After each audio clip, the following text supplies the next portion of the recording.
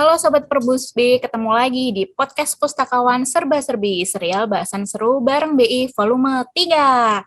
Podcast kali ini kita akan membahas tentang Q&A about PCPM. Nah, telah bergabung dengan kita nih narasumber yang luar biasa, Saudari Febiola Putri Aninditya. Febi ini merupakan PCPM angkatan 35. Halo Febi, apa kabar? Halo Mbak Mei, kabar baik Mbak. Sibuk apa nih sekarang? Lagi sibuk apa? Program PCPM sih Mbak sekarang yang jelas ya, bener kan ya? Belum penempatan ya? Belum nih, mohon doanya ya Mbak ya. Iya. Berharapnya di mana nih, Feb? Berharap karena sekarang lagi OJT di Jawa Tengah, jadi pengen dapat KPWDN Jawa Tengah lagi sih Mbak ya. Amin, amin. Pokoknya sekitar Jawa Tengah ya. Iya, amin. Oke.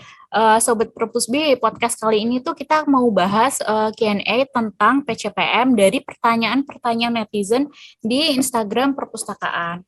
Udah banyak nih pertanyaannya. Mungkin boleh kita mulai sekarang aja ya, Feb ya, tanyanya Boleh, ya. boleh Mbak, boleh. Untuk pertanyaan pertama, PCPM itu apa sih? PCPM itu apa? Sebenarnya kalau mau googling ada juga sih Mbak ya, PCPM itu apa. Tapi pada dasarnya PCPM itu adalah pendidikan calon pegawai muda. Ini tuh adalah salah satu jalur untuk bisa masuk Bank Indonesia. Cuma jalur ini beda nih Mbak, karena jalur PCPM ini tuh jalur penerimaan pegawai yang eh, pesertanya itu nanti akan dipersiapkan untuk menjadi pimpinan di Bank Indonesia gitu. Nah, mungkin bisa dibilang untuk di PCPM itu kenapa bisa dibilang jadi pimpinan, karena selama 1 tahun tuh nanti kita akan istilahnya pendidikan ya Mbak ya. Jadi begitu masuk kita bakal belajar lagi tentang ekonomi gitu ya, khususnya karena kita di central bank ya. Jadi harus ngerti tuh transmisi moneter, kemudian juga sistem stabilitas sistem keuangan dan juga sistem pembayaran kayak gitu. Gitu sih Mbak tentang PCPM. Kalau dari PTS atau perguruan tinggi swasta tuh bisa daftar nggak sih, Feb? Oh bisa banget Mbak, sebenarnya tuh bukan antara PTS atau PTN ya Mbak ya, tapi lebih ke tahun itu tuh jurusan apa sih yang lagi diperluin gitu, karena setiap tahun tuh jurusannya beda-beda Mbak, tapi kalau untuk requirement kampusnya as long as nggak ada persyaratan khusus waktu pendaftarannya, itu bisa-bisa aja sih Mbak. Oh, jadi tapi nggak semua jurusan ya, Feb ya? Misalnya ada yang tanya nih, Kak, jurusan hukum ekonomi syariah atau jurusan PGSD tuh bisa daftar nggak sih? Iya sih sebenarnya nggak semua jurusan, beberapa tergantung kebutuhan. Bisa aja tahun ini hukum syariah ada nih di requirement-nya, tapi bisa juga tahun selanjutnya nggak ada gitu. Tapi mungkin 2 tahun, 3 tahun lagi mungkin ada lagi gitu juga. Tergantung keperluannya sih Mbak, tergantung kebutuhan sumber daya yang diperluin di Bank Indonesia saat itu. Kayak gitu sih Oh, Mbak. oke, I see. Kalau untuk seleksinya itu apakah setiap tahun sama atau pas angkatannya Feby dengan angkatan sebelumnya beda-beda tuh, Feb? Boleh dijelasin nggak seleksinya seperti apa? Untuk seleksi, karena kebetulan kan waktu aku masuk tuh waktu lagi pandemi ya Mbak ya, jadi emang agak extraordinary nih Mbak, angkatan PCPM 35 nih, baru pertama kali requirement tesnya tuh kayak full online gitu, jadi bebas banget online-nya gitu, kecuali untuk tes kesehatan gitu. Ini ada pertanyaan rangkaian tes nggak ya Mbak ya? Oh, ada nih yang tanya, ada nggak sih kriteria khusus tentang tes kesehatannya gitu? Tes kesehatan yang ditanyain ya. Sebenarnya kalau mungkin aku bahas tentang tesnya dulu ya Mbak ya. Pertama kan kita ada tes potensi akademik sama personal organization fit ya Mbak ya. Nah itu tuh online Mbak. Terus tes kedua itu ada ke bank sentralan, pengetahuan umum, sama bahasa Inggris itu juga online. Habis itu tes yang ketiga itu ada wawancara psikolog, tes psikologi, sama leadership group discussion gitu. Itu juga online. Nah, abis itu tuh tes kesehatan. Ini offline sih, Mbak. Abis itu tes kesehatan itu bareng sama tes psikiatri gitu. Terus yang terakhir bawa wawancara akhir. Nah, terus terkait dengan tes kesehatan ada kriteria khusus. Sebenarnya jujur aja nih Mbak, waktu tes kesehatan itu kami juga nggak terlalu dapat feedback kayak gitu sih Mbak. Jadi aku sendiri juga nggak tahu hasilnya aku kayak gimana. Cuman mungkin sebelum tes kesehatan itu aku ada preparation Mbak. Jadi kayak misalkan banyakin makan sayur, habis itu nggak pernah begadang, jadi kayak tidur ya jam 9 kayak gitu. Terus pagi tuh jogging-jogging kecil gitu ya, jogging ala-ala gitu sih.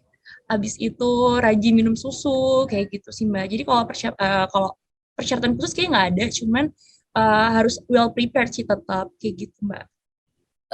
Terus kapan sih ada pembukaan pendaftaran PCPM lagi? Wah, kalau itu kurang tahu ya Mbak ya, karena bukan saya juga Mbak kebetulan yang nyeleksi.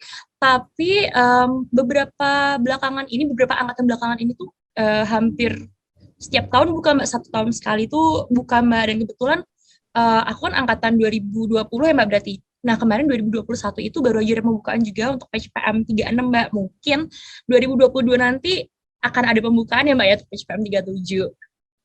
Jadi pantengin Ya, terus ya. netizen dipantau terus. Nih ada lagi pertanyaan selanjutnya. Kalau fresh graduate itu bisa daftar nggak sih, Kak? Bisa banget. Aku nih kebetulan fresh graduate nih, Mbak. Nah, untuk pendaftarannya itu sebenarnya ada 2 jalur ya, Mbak ya. Ada yang jalur open recruitment, tapi ada juga yang kampus hiring. Nah, banyaknya itu kalau teman-teman fresh graduate itu lewat kampus hiring ini, Mbak. Cuma kalau aku kemarin kebetulan lewat open recruitment gitu. Jadi, selama udah punya ijazah, selama udah lulus, bisa daftar-daftar aja. Oke, lanjut. Kak, ada nggak sih pegawai BI yang bukan dari kampus ternama? Kalau Feby sendiri dari kampus mana nih, Feb? Iya, kalau aku kebetulan dari ilmu ekonomi UGM. Tapi kalau sebenarnya balik lagi sih Mbak ke yang statement aku tadi, bukan masalah PTN PTS-nya ya. Emang kalau misalkan as long as bidang studinya itu tercantum di requirement itu bisa-bisa aja daftar. Dan kalau misalkan bukan dari kampus ternama, sebenarnya kampus ternama atau enggak itu relatif ya Mbak ya aku bilang.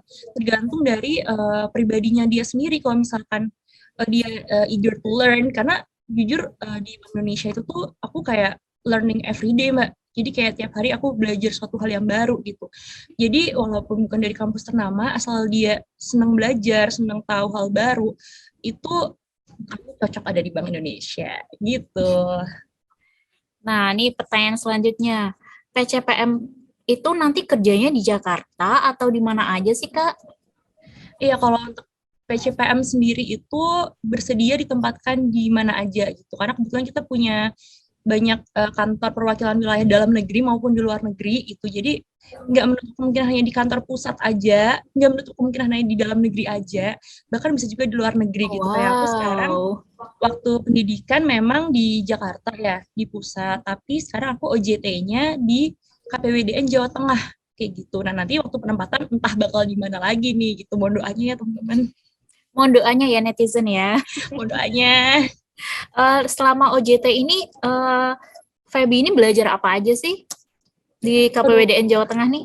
Banyak banget sih Mbak. Kalau ditanya belajar apa, karena kan aku dari ilmu ekonomi gitu ya. Jadi kayak banyak banget hal baru yang aku dapetin gitu. Nggak hanya dari moneter aja gitu. Moneter banyak juga sih Mbak. Kayak problematika yang ada di Jawa Tengah ini kayak gimana sih teman-teman KPWDN Jawa Tengah ini melakukan kontrol inflasi gitu kan ya melalui tim pengendali inflasi daerah.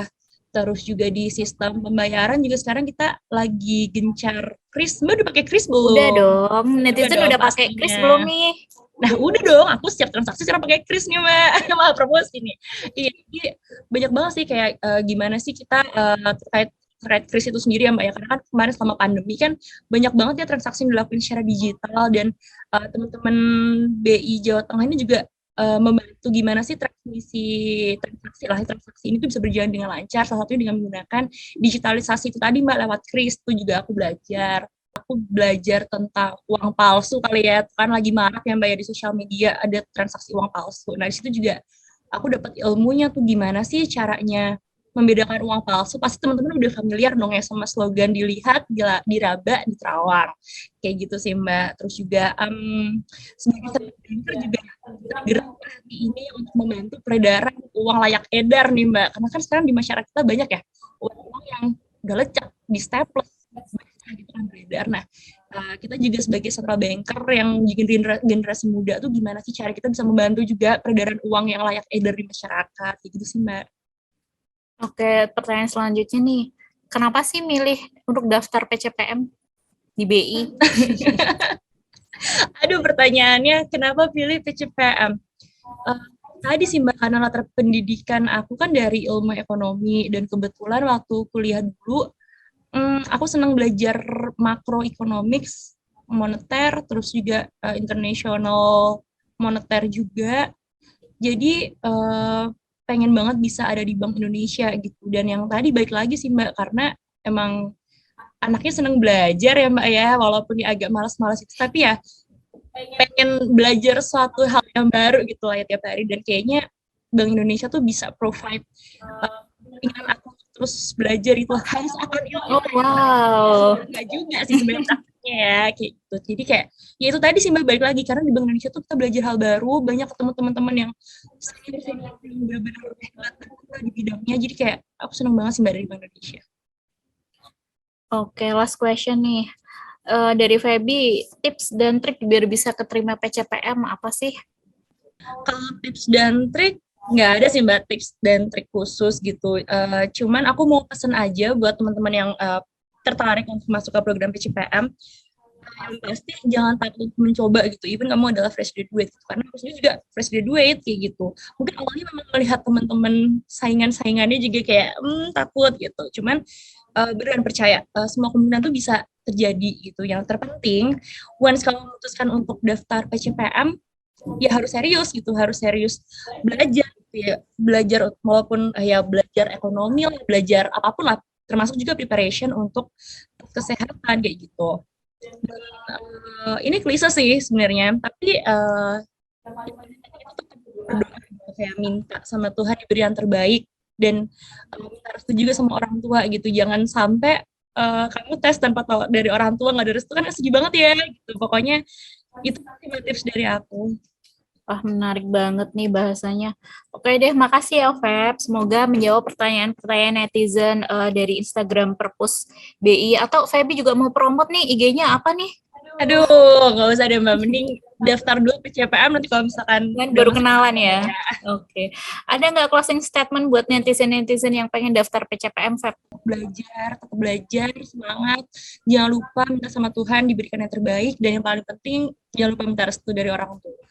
Asik. Yuk netizen dan sobat Perpusbi yang mau daftar PCPM biar bisa shining something splendid bareng Feby. Nah, aku ada closing pantun nih buat kalian. Makan bandeng tidak berduri. Feby cantik belum ada yang punya. Aduh. Kami pamit undur diri. Sampai jumpa di podcast selanjutnya. Dadah. Terima kasih.